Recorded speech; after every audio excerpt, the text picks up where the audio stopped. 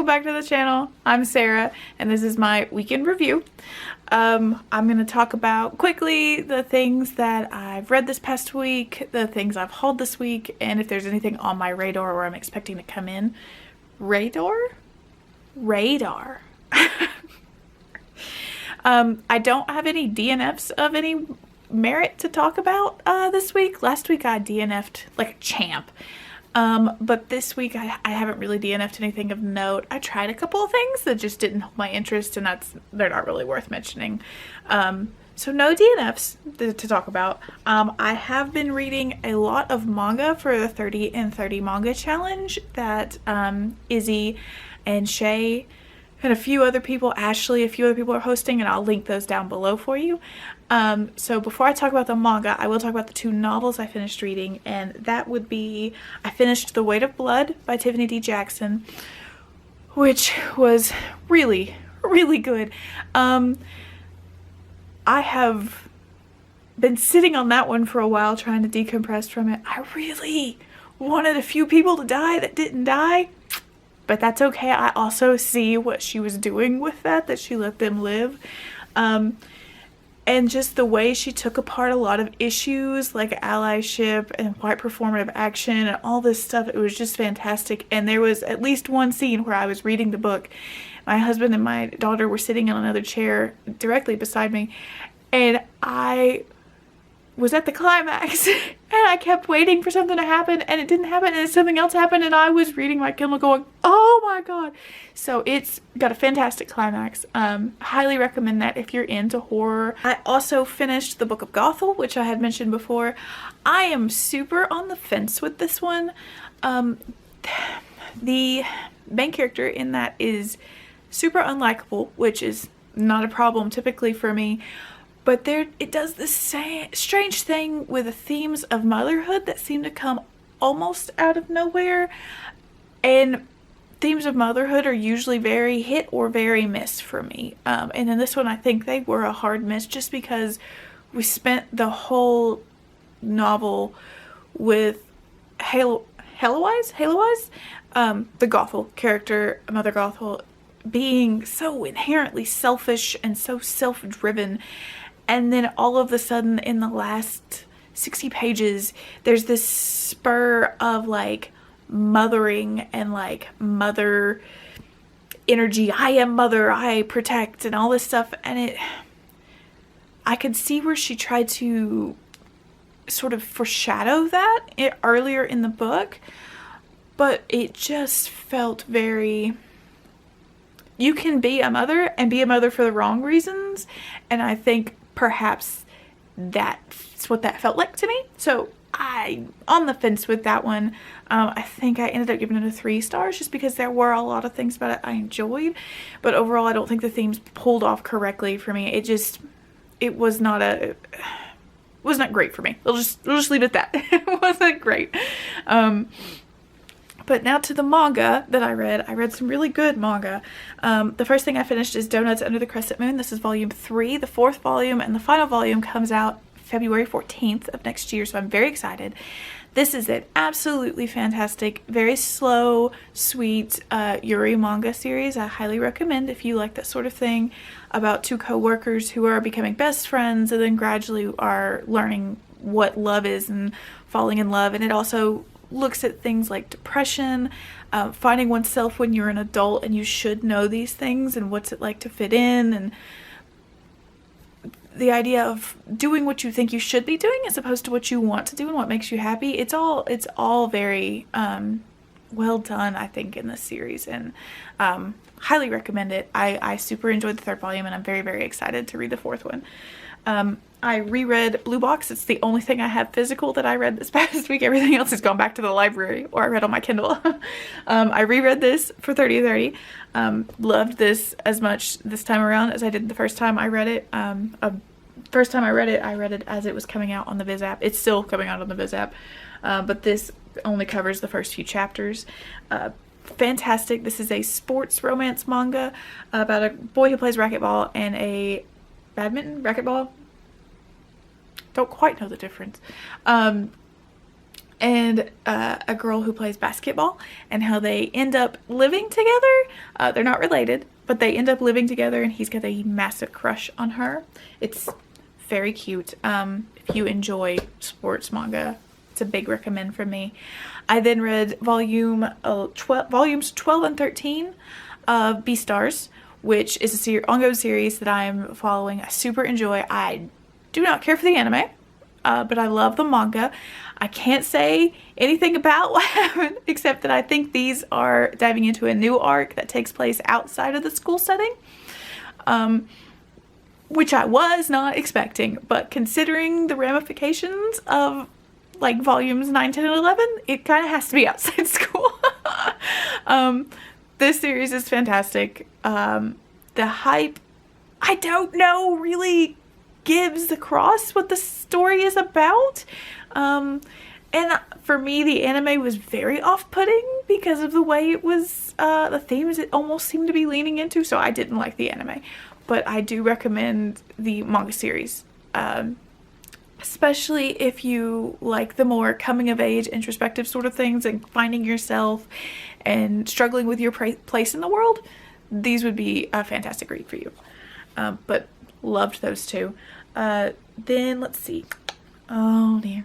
Well, let's talk about this. Bride Story Volume 11. Another one I can't talk much about. This is a really underhyped series. I don't think I've seen anybody online talk about it on BookTube, at least that I've seen. It is a series following Mr. Smith. He is an Englishman who is traveling throughout Asia, Central Asia, just Silk Roads. That's it.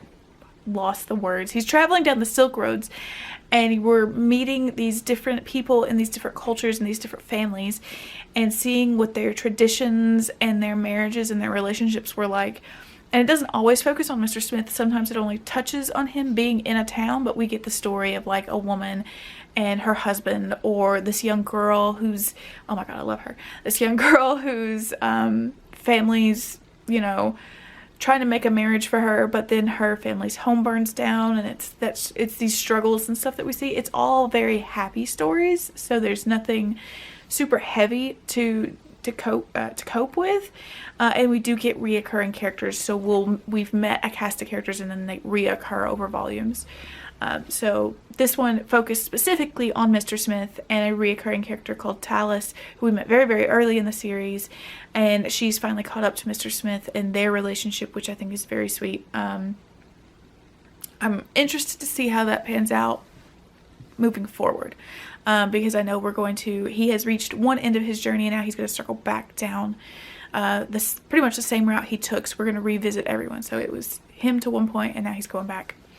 So I'm hoping on the way back we'll get a little bit more of those two together. But another fantastic series that I really recommend, especially if you want something historical, is something incredibly, incredibly beautifully drawn. The work on this art it's insanely stellar. I would highly recommend looking it up. If you like artwork like Witch Atelier or Magus of the Library, it's very similar to those. I would say almost much more complicated than those in some cases. So big recommendation from me.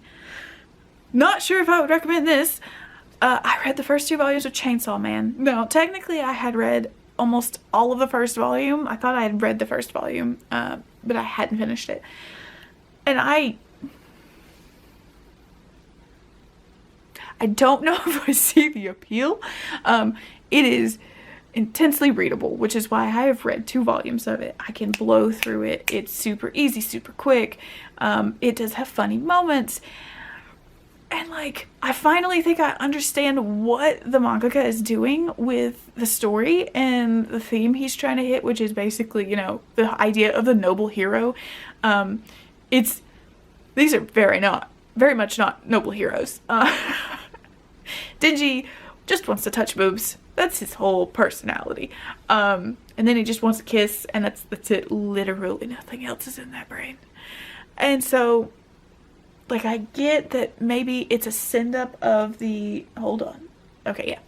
It's a send-up of, like, the noble hero. Like, if this event was happening, if we had these devils out there, we would not be getting these noble heroes. It would be either the completely idiotic people or the morons that are so insanely lost to the weeds of their own mind, those would be the people that would be trying to fight back, right? Like the people with a screw loose and the people who don't have more than 2 sticks to rub together in there. And that's cool. I get that. But it feeds into a certain attitude that I don't care for. So I don't know yet. I love the noble hero.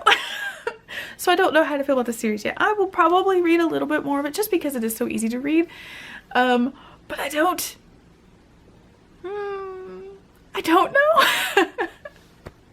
So Chainsaw Man is, it's free on the Viz app, so I'm technically not paying that much for it. It's like $2 a month to read anything on that app, so I'm paying pennies for it. So I'm not like super worried about it, but also I just really want to see the appeal. It's so popular right now, and I think it's one of those things like Death Note where it's just gonna miss me. But that's alright. I tried. Maybe next week I'll read another volume or something and have more thoughts, but as of right now, no. I don't care for it so far. Might try the anime, but my best friend has watched the anime and he seems to be very about it too, so maybe not. I think that is it. Let me check. Yes. So as far as what I'm currently reading, I am about 50% through Presence by Ben Alderson? Day Alderson? I'll pop it up here. Very fascinating nonfiction book. I'm super enjoying it. I am also about halfway through Path of Deceit, which is the first book in phase 2 of the High Republic line.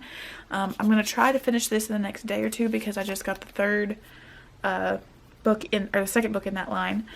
Came a little early. So I am very much enjoying this. This takes place, so this is the phase 2 of the High Republic, which was all of last year and the year before. Took place about 150 years before Fall of the Jedi, if I'm remembering right. Hold on, let me check the timeline. Yes. And this takes place another 300 years before that. Again, if I'm remembering my numbers right.